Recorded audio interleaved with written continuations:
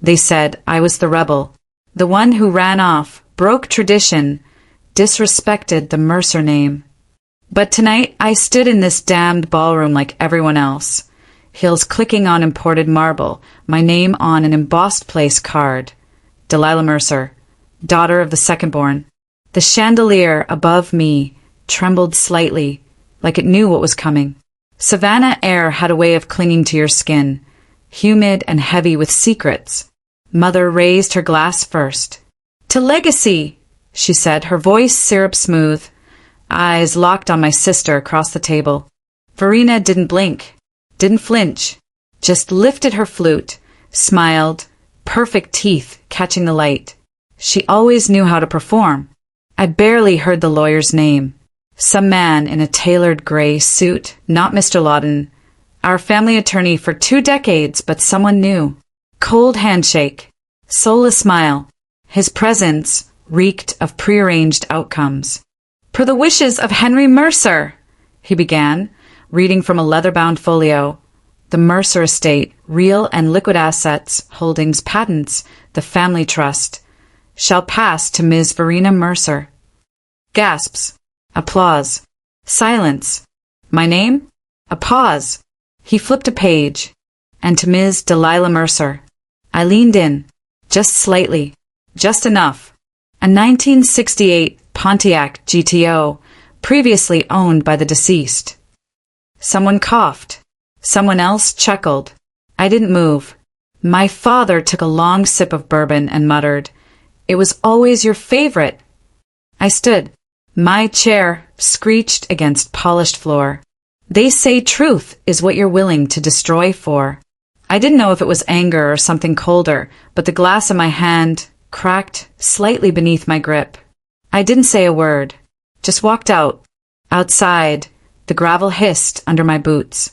The GTO sat in the back corner of the estate driveway, under an oak tree that hadn't seen pruning in years. It looked like it hadn't been driven since the 90s. Dust, rushed, faint blood-red paint still peeking through. The driver's door creaked open. It smelled like tobacco and leather, and memory. Then I saw it, wedged beneath the passenger seat. A small black tin box. No lock. No name. Inside, a torn piece of parchment, burned at the edge. Just one legible line left. Witnessed the change under duress. My throat tightened. A name in the lower corner, half erased in ash. H. M. Mercer. Suddenly, the hairs on my arms stood up. I turned. Fast. No one. But the front porch light flickered, then went out. I stuffed the box into my coat and slammed the door shut. Back in the ballroom, I passed Verena. She didn't look at me, just reached for another glass of champagne. "I didn't ask for any of this," she whispered. "That makes 2 of us." I walked out again, this time for good. If this car's the key, then someone went to a hell of a lot of trouble to bury the truth. Rain smeared across the windshield as I rolled the GTO down Bay Street, engine coughing like it had secrets to confess. The headlights sliced through mist, lighting up the black veins of the road. I didn't trust the silence. Too quiet even for Savannah. I parked in front of Bryn's place, a converted firehouse turned cybersecurity bunker. Brick, steel, cameras that watched you before you even rang the bell. She opened the door before I knocked. Barefoot, hooded sweatshirt, sharp as ever. "Dead girl walking," she said. "Come in." I dropped the tin box on her dining table. Old wood creaked beneath it. "What's in the crypt?" she asked, flipping it open before I could speak. I slid out the folded parchment. Ash still clung to the corners. Bryn stared, mouth tightening. "That's Henry's handwriting. You know that, right?" I nodded. It was under the seat. "And this?" I pulled the USB from the glove compartment, wrapped in an oily rag. Was taped beneath the floor mat. Her brows lifted. "You're telling me the Mercer family gave you a Matchbox car and forgot to clear out the black mail?" "Not forgot," I said. "Just assumed I wouldn't look. Because they never thought I'd dig. I was the one who ran. The one who didn't care. The one who let them think they won. Bryn booted her laptop. Custom rig. Military-level encryption. "This'll take finesse," she muttered. "Like carving a lockpick from ice." The screen glowed blue. She plugged in the USB. A progress bar appeared. Loading 13%. The room felt colder. I heard the click-click of raindrops against the firehouse windows. Then, video. Fuzzy. Black and white. My grandfather. Slouched in a chair. His hand trembled. Someone stood over him, a man in a gray suit. His voice was muffled but clear enough. "You'll sign it, Henry. Your legacy means nothing if your family burns with it." I leaned in. My lungs forgot how to expand. Then the feed cut. "Looped footage," Bryn said. "Old camera. Spliced. Someone tried to erase the context. But didn't." She nodded slowly. "Which means they panicked." I stared at the pause frame, my grandfather's eyes glassy, sweat on his temple. It wasn't age. It was fear. "No one in that room thought this would ever surface," I said. "They buried it like they buried me." Bryn looked up. "You ready to burn it all down?" Something in me pulsed. If I'm going down, I'm taking the walls with me. Cut scene. Back in the car. Engine running. I checked the rearview mirror. A black sedan idled across the street. No headlights. I took the next left hard. Cut again. Glove box open. Flashlight on. I ran fingers along the inner edge. Click. A compartment popped. I pulled out another envelope, thicker, yellowed, addressed in block print, in case of betrayal. Inside, handwritten blueprints. The Mercer estate. East wing. Greenhouse. Underneath, a vault. My grandfather had it mapped out like a war general. I pressed the paper to my chest. Bryn's voice echoed in my mind. "Truth isn't light. It's a weapon." Cut to. I parked near the estate gates. Shut off the engine. Rain pelted harder. The gate wasn't locked. It should have been. As I pushed it open, a sensor light flared above the side entrance. No movement, but a shadow shifted just out of frame. Inside the house, every light was off, quiet as a cathedral, except for the ticking grandfather clock in the hall. I took the back staircase, avoided the creaky third step. Greenhouse. I stopped at the door. Padlocked. I turned to go when I heard it. A door latch click. Not mine.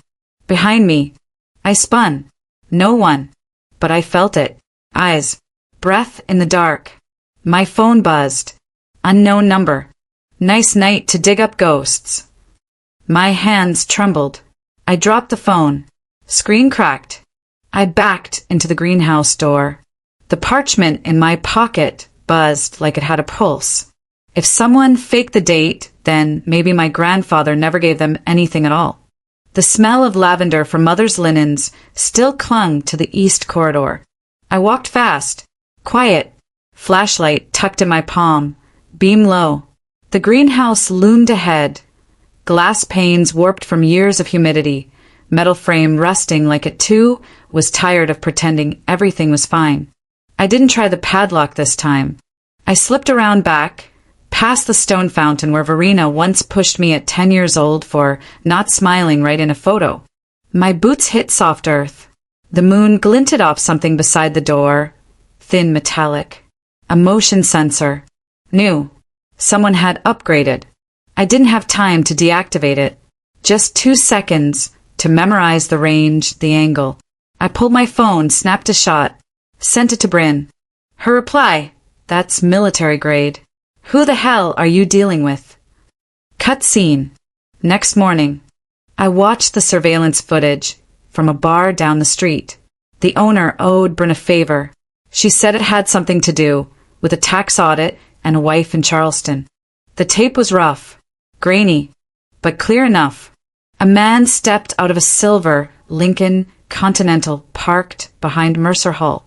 Tailored gray suit, leather gloves, thick frame glasses, hair combed back like an old-school banker. He rang the side bell. Our bell. The private one. Timestamp, 4 nights before Grandpa died. The next cut, 10 minutes later, showed him leaving. Empty-handed. I zoomed in, frame by frame. At one point, he looked straight at the camera. His mouth moved. I mouthed it with him. 1 down.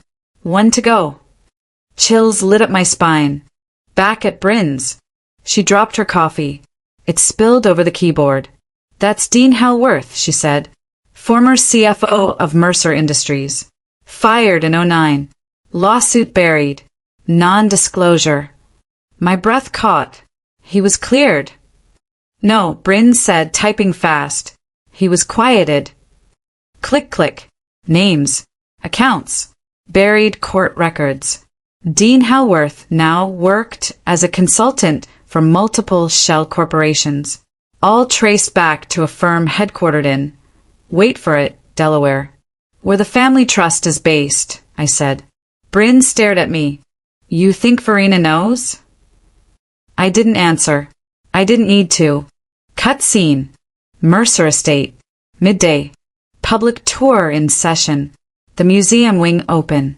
Verena in a cream blouse, talking to donors with her politician smile. I slipped in through the east stairwell, badge still good from last year's holiday gala. Greenhouse again. This time I didn't knock. I pried the lock. Inside, humidity hit me like breath from a sleeping beast. I moved past the orchids, past the ferns, to the back wall, knocked on the tile. Hollow. A trapdoor sat under a table of rare roses, just as the blueprint said. Cut scene. Voices upstairs. I froze. High heels. 2 pairs. I ducked behind a lattice. Verena and someone else entered. She was laughing, tight and nervous. He said the documents were gone. All of them. I told you, the other voice said. Male. Familiar. Dean. I had to make sure it didn't get traced, he continued. If Delilah opens her mouth. She won't, Verena snapped. She doesn't want a war. Dean chuckled. Everyone wants a war, until they realize who they're up against. Verena hesitated. You promised you wouldn't touch her. That depends on her next move. I didn't breathe. They left. Minutes passed. I crawled out, heart racing, sweat freezing along my spine. Back in the car, I didn't start the engine right away. I stared at my reflection in the cracked side mirror. My grandfather's ring on my hand. The trapdoor's location marked in red ink on parchment inside my jacket. They weren't just hiding inheritance. They were hiding something bigger, something built under our name. And if they killed Henry Mercer's voice, they'd come for mine next. They want the land, but they have no idea what's buried beneath it. We went in after midnight. Bryn popped the lock in under 3 seconds, muscle memory from her wilder years, back when we were both reckless and the world hadn't taken so much from us. The greenhouse groaned with humidity. Moss clung to the windows like secrets, rotting from the inside. I led us to the back wall. This is it, I whispered. Trapdoors under the roses. Bryn knelt, her breath fogging the glass casing of a temperature monitor. You realize most people inherit beachfront homes or trust funds, she said. You get a secret bunker under your family's goddamn plant collection. I never asked for simple. Yeah, well, this is Shakespeare-level cursed. The table slid easily on the old stone. Beneath it, just as the blueprint showed, a rusted panel with a keyhole and a mechanical seal. No digital access. Old world. I pulled Grandpa's ring from my necklace, slid it in. Click. The panel hissed. Dust spiraled upward. A metallic scent, sharp and sour. Bryn pulled out her phone. Light spilled into a descending tunnel of cement steps. I went first. Each footstep echoed like a warning. We hit the bottom. A vault door stood before us. No dial. No keypad. Just an engraved plaque. Mercer Legacy Chamber. I swear, if there's a coffin down here, I'm leaving you, Bryn muttered. I traced my fingers along the grooves. There, a hidden latch. Twisted sideways. Heard something shift behind the wall. The door opened. Not fully. Just enough to squeeze through. Inside, pitch black. I stepped in. My shoes hit steel. Then, floodlights ignited overhead. White. Clinical. Blinding. A long metal room. Stretched forward. A series of sealed drawers. Filing cabinets. And at the far end, a glass case. Inside it, a box. Same size as the one from the GTO. Bryn cracked it open. Inside maps. Journals. Photographs. Newspaper clippings. Even film reels labeled classified, internal use only. My hand trembled as I lifted one file marked eminent domain transfer. Phase 3. I skimmed. Maps of the Mercer estate from 1912. Signatures from the city's founding families. And a deed signed unfiled, but with one name across the bottom in red ink. Delilah May Mercer. I blinked. That's your name, Bryn said, her voice low. It's dated 5 months ago. Someone intended to file this, make me the legal owner. But it never happened. Then we heard it. Click. The vault door slammed shut behind us. Lock spun. We were trapped. Bryn cursed. Pulled her gun from her belt. I ran back.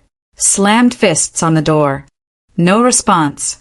A voice crackled over hidden speakers. You shouldn't have come here. I froze. Dean. You've meddled enough, Delilah. Time to clean house. You son of a... Bryn cut me off. He's routing it. We're being recorded. I scanned the room. No vents. No backup power. Just concrete and steel. Then I smelled it. Gasoline. You have 30 minutes, Dean said. Just enough time to read your family's sins. The line went dead. We moved fast. Ripped open drawers. Grabbed USBs. Bryn smashed the glass, grabbed the reels. Flames wouldn't wait. There, she pointed. Drain line. We yanked open the floor grate. Rusted ladder. Tight descent. Sewer beneath. Wet. Rancid. We climbed. Smoked filled the air above. I coughed so hard my ribs ached. Bryn went first. Flashlight clenched between teeth. 10 minutes later, we emerged behind the cemetery wall 3 blocks south. Sirens in the distance. But no fire trucks. Just silence. Cut scene. Back in the car. Gasping. I looked at the documents in my lap. All signed. All real. And one final page, tucked in the back, sealed in plastic. If you're reading this, the fire didn't kill you, which means it's your move now. Ashem, you were never supposed to find this, and now I can't let you leave. Bryn barely spoke as we sped down the coastal highway. Her knuckles whitened around the wheel. Wind clawed through the broken passenger side window. The USBs were in her backpack. The deed, the reels, the fireproof folder. I held them like they might vanish if I blinked. You think Dean planted that trap? I asked. No, I think Farina did. Cut scene. Downtown Savannah. Police station. Early morning. We met with a Detective Bryn, trusted Detective Harper. Early 50s, voice rough, ex-military. One of the few left who hadn't kissed the Mercer ring. He reviewed the folder in silence. This is enough to open an inquiry, he said finally, but without physical evidence. I almost died in that basement. And they'll spin it, Harper said. They'll say you broke in.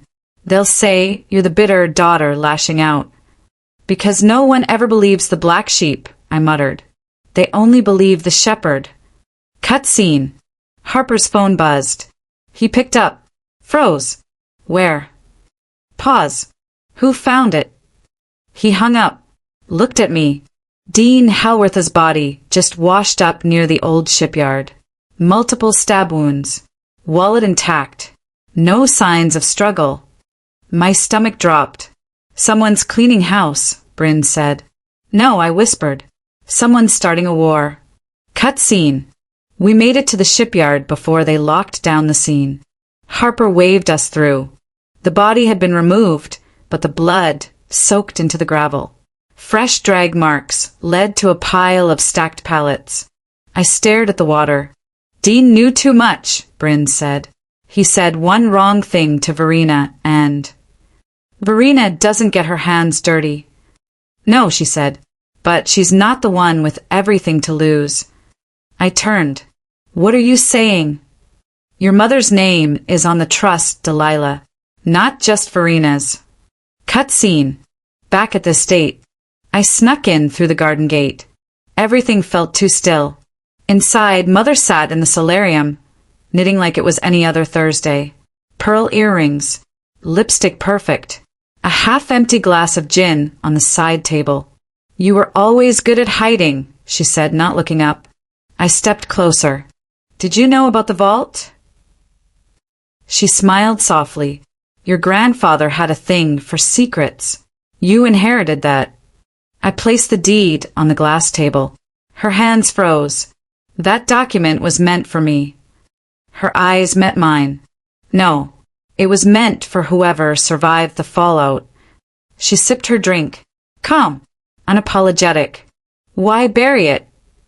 I asked. Because truth ruins empires. You let Dean die. Dean was weak, she said. Weak men die. That's nature. We don't warn them. We replace them. Cut scene. Bryn called. I answered in silence. Delilah, they raided my apartment. What? Everything's gone. Reels, drives, files, my copy of the deed. My throat closed. They knew where I lived. That's not a coincidence. A knock at my window. I turned. A black SUV idled in the driveway. 3 men inside. My phone buzzed again. Unknown number. Text only. You talk to Harper. You disappear next. I closed the curtains. My heart hammered. You know what they say, I whispered. Power isn't passed down. It's taken. And someone was about to take everything. The courthouse steps felt cold under my boots. Morning sunlight cut sharp shadows across the granite. Cameras flashed. Reporters shouted names like they were weapons. I didn't answer them. Not today. Verena stood beside me. No armor, no pretense, just raw honesty in her eyes. She was wearing the same necklace Grandpa always wore. A simple chain, not a Mercer Heirs badge, just a reminder of who we once were. Detective Harper shifted his weight. We have corroboration, he said. Witness testimony. Digital evidence. And Halworth's dealings trace straight to the trusts. Bryn watched from the edge of the plaza, arms crossed like a shield. She looked tired, like someone who had seen too many secrets for one lifetime. I reached into my coat. The real. The one labeled classified, internal use only. The one that couldn't be destroyed in the fire. The one with my grandfather's voice on it. We filed it with the district attorney. It wasn't enough to kill a legacy, but enough to expose it. Inside the courtroom, the air was stale with tension. Every eye turned toward the prosecution table, where stacks of files waited, like soldiers in formation, ready to dismantle the mythology of Mercer Industries. The defense lawyer rose. Smooth, oiled, a velvet glove, hiding an iron fist. Ladies and gentlemen, he began, voice polished, we acknowledge grievous missteps. But to vilify the Mercer family as masterminds of a criminal conspiracy is speculative. He smiled. That smile irritated something deep within me, like a mirror thrown at my head. I remembered something Grandpa once said. Truth is a mirror. Break it, you shatter yourself. The judge called for order. The reel played. My grandfather's voice, steady, calm, deliberate, filled the gallery. Forced to sign a gunpoint trust, rights remain unchanged. Delilah, May Mercer designated. Gasps fluttered through the room like frightened birds. I sat forward. Verena's hand found mine. A squeeze. Not of fear, but of unity. Outside, reporters shouted, "Did Delilah uncover family corruption? Will Verena testify against Mercer interests? Is this the end of an empire?" I didn't care about the spectacle. I cared about the truth. The prosecution called its first witness, an IT specialist who authenticated timestamps, encryption keys, and server logs proving the D-check was tampered with illegally. Then Harper took the stand. His testimony was short, precise, unshakable. They hid documents. They manipulated timestamps. They used shell corporations to funnel assets illegally. That's not business, it's subterfuge. Cameras scribbled notes like scribes possessed. I clocked a shift in the defense corner, panic. Thin, subtle, but it was there. The defense called its rebuttal. A parade of paid experts with rehearsed phrases. The evidence is circumstantial. There's no direct link. This court should consider the emotional damage done to the Mercer brand. Emotional damage. As if profit and history mattered more than a man's final wishes. Then Verena stood. That was the twist no one saw coming. She didn't whisper. She didn't flinch. "I was there," she said. "I signed documents under duress. I was threatened. I was afraid of losing everything, and that's exactly what this was about. Fear." Silence. I heard someone in the gallery exhale like they hadn't breathed in weeks. "That's not the Mercer way," the defense snapped. Verena turned. Eyes steady. "Maybe it should be." My heart hammered with a familiar rhythm. Fear is a liar, Grandpa used to say. Truth is what happens after fear leaves. The judge rested his gaze on Verena. "Is this truthful testimony?" "Yes," she said. Then he looked at me. "You, Ms. Mercer?" "I found the documents," I said. "I didn't steal them. I didn't alter them. I only brought them to light." The judge nodded. The prosecution rested. Verdict time. I watched the jury file in, one by one, each face pinched with concentration. No distraction. No bias. Just decision. The foreperson stood. "I find that the defendant engaged in illegal alteration of legal documents, coercion, and attempted deceit of legal authorities." The courtroom burst. Some cheered. Some wept. I didn't move. Harper stepped in. "Case dismissed," he said. "All unlawfully altered trusts are now null. The estate reverts to the original beneficiary named in unaltered documents, Delilah Mercer." My breath left in a crack. Verena blinked first. Then she smiled, not smug, not victorious, just relieved. We walked out of that room different. No trophy. No headline. Just truth. Outside, the press circled like buzzards. But my voice was steady.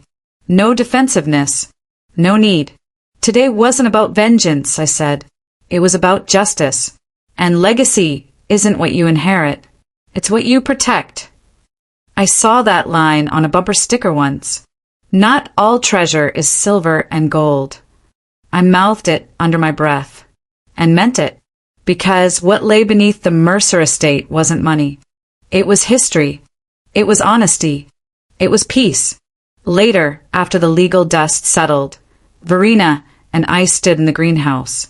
New sunlight filtered through the cracked glass. Warm. Hopeful. We didn't speak for a moment. Then she said, "You took a car and turned it into a weapon." I smiled. "Not a weapon," I said. "A key." We walked out into the garden. The vines curled toward the light, like truth always does. I had lost a family once to silence and secrets. I gained one back through courage and truth. Legacy isn't wealth. It's what you fight to protect. And now we had it back.